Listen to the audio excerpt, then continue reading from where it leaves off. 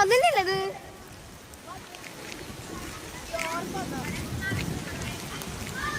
MS Lishoy ചേരുന്നുണ്ട്. ലിഷോയ്, ഈ സംസ്ഥാനത്ത് പല ജില്ലകളിലും വേനൽ മഴ ഉണ്ടായിട്ടുണ്ട്. പക്ഷേ ഈ പദമഴ ഇങ്ങനെ ഉണ്ടാകുന്നത് വലിയ ആശ്ചര്യമുള്ളതാണ്. എന്ത് പ്രതിഭാസമാണിത്? എവിടെയൊക്കെയാണ് ഇങ്ങനെ പെയ്തത്?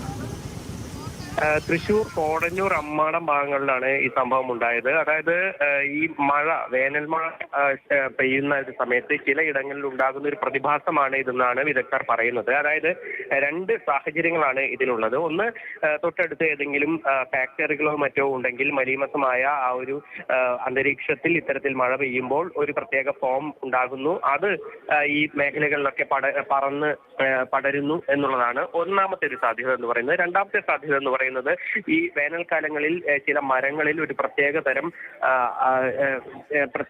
അമ്ല രസമുള്ള ഇത്തരത്തിലുള്ള ഒരു പത ഫോം ചെയ്യാനുള്ള തരത്തിലുള്ള ചില സാമഗ്രികൾ ഉണ്ടാകുന്നു എന്നുള്ളതാണ് പറയുന്നത്. അത് വെള്ളവുമായി പെട്ടെന്ന് വേനൽമഴ ഉണ്ടാകുമ്പോൾ അങ്ങനെ അതൊരു പതയായി രൂപപ്പെടുകയും ആ ഇടങ്ങളിലൊക്കെ തന്നെ ആ പത ആകെ പരക്കുകയുമാണ് ചെയ്യുന്നത് എന്നുള്ളതാണ് രണ്ടാമത്തെ ഒരു സാധ്യതയായി വിദഗ്ധർ പറയുന്നത്. എന്തായാലും ഇത് ഈ ഒരു മേഖലയിൽ തൊട്ടടുത്ത് ഫാക്ടറികളോ കൗതുകത്തോടു കൂടിയൊക്കെ വന്ന് അങ്ങനെ ഇതൊക്കെ കാണുകയും ഒക്കെ ചെയ്യുന്നുണ്ടല്ലോ, അതിനൊപ്പം സഞ്ചരിക്കുകയൊക്കെ ചെയ്യുന്നുണ്ട്. അത് ഈ അമ്ലമഴ അല്ലെ അമ്ല സാന്നിധ്യം, മറ്റേ മാലിന്യങ്ങളുടെയൊക്കെ സാന്നിധ്യമാണെങ്കിൽ അങ്ങനെ എന്തെങ്കിലും നിർദ്ദേശമോ മറ്റോ നൽകുന്നുണ്ടോ വിദഗ്ധർ? മറ്റെന്തെങ്കിലും പറയുന്നുണ്ടോ?